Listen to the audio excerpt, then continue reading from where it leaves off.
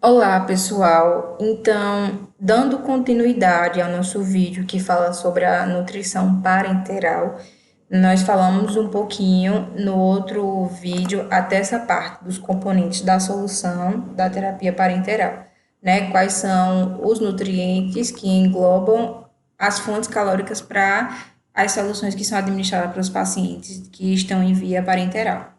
Então, agora a gente vai falar um pouco dos métodos de administração, né? Que pode ser dois tipos, tanto por meio de infusão contínua como meio de infusão cíclica. Então, na infusão contínua, o volume que é da solução que é administrado, ele é fracionado no contínuo.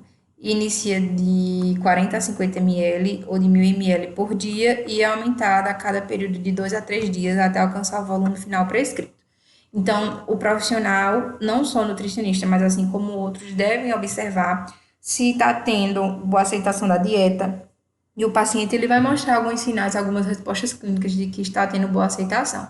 Então, vai ter que ter todo aquele cuidado, todo aquele olhar clínico e crítico, como eu já falei, para que a gente possa ver se de fato essa dieta que está sendo ofertada para o paciente é benéfica a ele. E a infusão do tipo cíclica, né, que é infundida por períodos de 8 a 12 horas, geralmente à noite, para melhorar a qualidade de vida do paciente. Quando eu falo aqui à noite, é porque geralmente durante o dia o paciente ele está num estado muito agitado. Não que ele esteja se mexendo, enfim, entre outras coisas, caminhando nem nada. Mas é porque durante o dia o fluxo no hospital e visitas e tudo mais, ele é mais intenso. Então, à noite é um período em que está tudo mais estável, está tudo mais tranquilo. E aí, a infusão cíclica também, ela permite um período livre de 12 a 16 horas por dia, né? Já contínua, às vezes, a fração de tempo ela é menor. Em relação aos cuidados, né? Principalmente a enfermagem, o enfermeiro, o técnico de enfermagem, ele tem uma grande importância nessa parte aqui, né? Porque deve ser observado a questão de retorno gástrico, de sangue nos acessos, e prestar atenção para fazer a lavagem da sonda, para que essa sonda ela não venha a ser entupida, ou seja, também uma porta de entrada para infecções, e diariamente observar alguns pontos, tal como na nutrição integral, o grau de hidratação do paciente, se ele mostra sinais clínicos de distúrbios hidroeletrolíticos, eu vou ver a questão do potássio, do sódio, a questão renal, a urina dele, vou ver se ele está tendo edema, onde é esse edema, né? Porque isso pode ser também uma deficiência de proteína, que é a albumina, que a gente já falou, que é grande e importante, é uma proteína plasmática que vai ajudar no transporte vai ajudar no transporte sanguíneo, né? Então, se está tendo edema, talvez tenha alguma dificuldade aí dessa proteína plasmática ela estar no paciente, na circulação. Alterações do nível de consciência, número de evacuações, vômitos e distensão abdominal. Então, são coisas que devem ser levadas em consideração e observadas. Em relação às complicações, né? Então, tem alguns fatores de riscos que já é uma grande probabilidade de dar algo errado ou de complicar o paciente, que pode ser a hiperalimentação, né? Que é um efeito rebote, o paciente ele está comendo, tá tendo acesso à via parenteral e depois de um tempo todas as suas taxas elas alteram do nada. Como é que ele não estava comendo nada e agora suas taxas deram um up, né? Então é a síndrome da hiperalimentação. É um estresse metabólico que o organismo ele tem e aí é uma forma dele mostrar que está tendo algo errado, que precisa de uma providência. A hiperglicemia, imunossupressão, o sistema imunológico debilitado, desnutrição e deficiência de alguns outros nutrientes. Então, esses são fatores de risco para uma complicação. Aí vem a complicação do tipo mecânica, que pode ser, por exemplo, um pneumotórax, uma embolia gasosa, uma embolia por catéter, lesão do ducto torácico, localização inadequada do catéter, entre outras, como vocês podem ver, até a saída acidental do catéter. Então, essas são complicações do tipo mecânicas. Aconteceu algo, algum impacto, o toque para que algo acontecesse e esse catéter que foi conectado, ele trouxe essa complicação. Tem as complicações do tipo infecciosas, que é justamente devido à falta de cuidados na porção do acesso e ausências de cuidados na higienização. Então, é importante que o enfermeiro, o técnico que está tendo aquele contato com o paciente, com os acessos, ele tome muito cuidado, siga bem o protocolo de higienização a respeito dos EPIs corretos, a higienização do local e a maneira como vai manusear esse catéter, para que isso não seja uma porta de entrada para algumas bactérias e fungos. E também uma sepse, né? Sendo mais grave falando. Manter sempre a asepsia, trocar sempre o esparadrapo, manter a higiene pessoal e o local também a qual o paciente está e a solução que vai ser administrada. Então, só uma observação que a nutrição parenteral é um risco a mais de contaminação bacteriana. E é por isso que os médicos eles são muito cautelosos quando vai utilizá-la. Tem que prestar bastante atenção, sempre puxar a orelha, levar em consideração isso. Tem alguns enfermeiros e técnicos que já têm uma prática de manusear isso e aquilo, não acontece em nada. Mas vocês devem levar em consideração isso. E também que a nutrição parenteral ela não é uma via fisiológica normal. Lembra que eu falei que a via oral ela é a mais fisiológica porque ela vai fazer com que todo o corpo ele ainda trabalhe, né? Desde a mastigação até o intestino, até o ânus que vai expulsar a fezes. Na via parenteral não tem a movimentação desse corpo. O líquido, a solução já está indo direto na corrente sanguínea, não tem um esforço do paciente. Então, isso faz com que, pouco a pouco, o resto do organismo, células, entre outras coisas, vão atrofiando, vão perdendo sua motilidade, porque eles não estão sendo forçados a trabalhar. E também a nutrição parenteral, ela tem um custo para ser mantida, né? Então, deve ser levado em consideração isso. Em relação às complicações metabólicas, tem alguns distúrbios que afetam a hemodinâmica do paciente.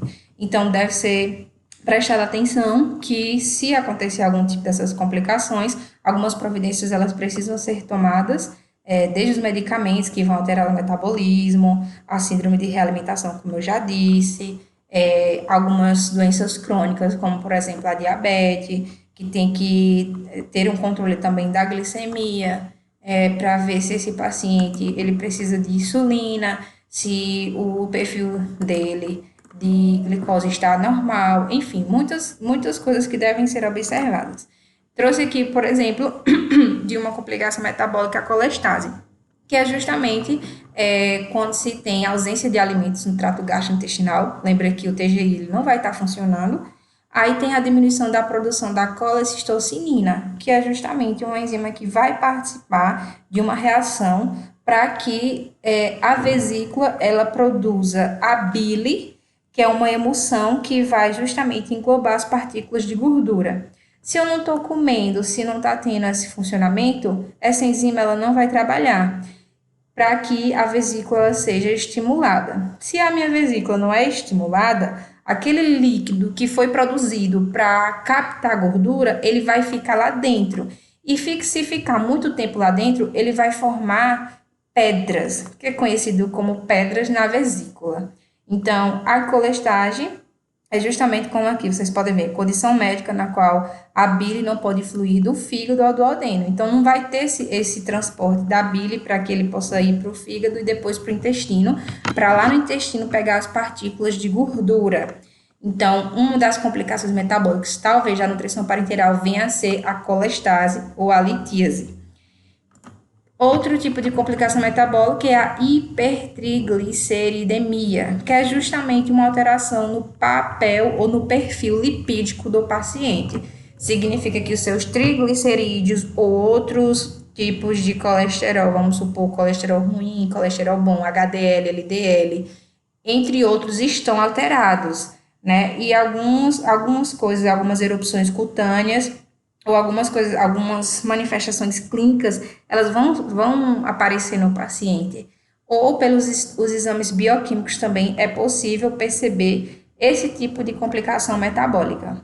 Também a disfunção hepática, porque praticamente todo paciente que recebe nutrição parenteral após 6 semanas, ela apresenta uma elevação das enzimas hepáticas, que é as mais comuns que a gente sabe nos exames bioquímicos, que é a TGO e a TGP, que justamente são enzimas que indicam se tem algum processo inflamatório no fígado. Então, quando o paciente está mais de 6 meses com a nutrição parenteral, que tem muitos casos, possa ser que as enzimas hepáticas, aqueles indicadores inflamatórios, eles apontem algum sinal. Então, a contínua oferta de carboidratos e persistente hiperinsulinemia, que é o excesso de, vamos supor assim, que tem muito, por muito tempo a insulina ela está elevada, pode levar à formação de gordura no fígado, conhecido como esteatose hepática. Então, muito carboidrato e a falta de controle da insulina pode levar a um acúmulo de gordura. O carboidrato, açúcar, ele é transformado em gordura. Então, deve-se administrar a nutrição parenteral de forma cíclica, de modo que haja um período de jejum, no qual os níveis de insulina e os de glucagon aumentem, mobilizando assim os estoques de gordura. Então, o período de jejum vai dar uma pausa para que o organismo ele consiga estimular essa esteatose, essa gordura que foi acumulada, né? Então, vai mobilizar os estoques de gordura. E emulsões lipídicas ofertadas em excesso pode sobrecarregar o sistema retículo endotelial, né? Comprometendo o sistema. Aqui não é. Ai, gente, esqueci. Se eu conseguir lembrar a sigla SI, eu falo para vocês, perdão. Mas não é SI aqui. Enfim, em relação ao desmame da nutrição parenteral. Então, a nutrição parenteral ela não deve ser parada abruptamente devido ao risco de hipoglicemia, né? Então, se o paciente está tendo contato com a nutrição parenteral e ele acordou, ele já pode ter uma progressão para a nutrição enteral, eu não vou tirar de vez a parenteral, porque pode trazer uma disfunção, descontrole, principalmente de algumas taxas do paciente, seja a glicose, seja o controle ácido básico, hidroeletrolítico. Então, não posso tirar ele de uma vez. É como um bebê, que ele não pode deixar de mamar da noite para o dia, né? É pouquinho a pouquinho, eu vou reduzindo até conseguir transferir o paciente para a via enteral. E deve-se diminuir a velocidade de gotejamento ou, após o último frasco, administrar soro glicosado. Né? Então, é uma forma de pouco a pouco ir acostumando o paciente a tirar determinada solução, acrescentando a glicose para que no momento possa estar fornecendo um pouco de energia para esse paciente. E este cuidado não é necessário se o paciente estiver com sonda enteral ou via oral. Então, esses cuidados é mais para o desmame da nutrição parenteral. Então, como vocês podem ver aqui, aqui tem uma tabela que mostra algumas diferenças variáveis entre a nutrição enteral e a parenteral. Por exemplo, quais são algumas vantagens? Como eu falei, a enteral ela sempre vai ser mais vantajosa que a parenteral, porque se a parenteral está sendo usada, significa que o organismo como um todo ele está em colapso, ele precisou de uma pausa. Então, naquele momento, se a parenteral está sendo usada, é porque está uma situação mais crítica. Então, por exemplo, como vocês podem ver aqui, algumas diferenças. Quem tem mais proximidade com a fisiologia? Claro que a enteral, né? Porque ela ainda vai ter um contato com o estômago, ainda vai ter um contato com o intestino. Na parenteral, não, vai direto para a circulação. O custo financeiro na enteral é menor, na parenteral é justamente maior, porque aqui vai ter que ter toda uma assistência, não só do paciente, mas de profissionais também que estejam continuamente com esse paciente, observando todo, sem contar que as soluções, elas não são baratas, para que possa estar mantendo esse paciente, né? As complicações, elas podem chegar a ser maior na parenteral, devido àqueles todos os controles higiênicos e rígidos que a gente viu que os acessos centrais e periféricos da parenteral ela deve ter.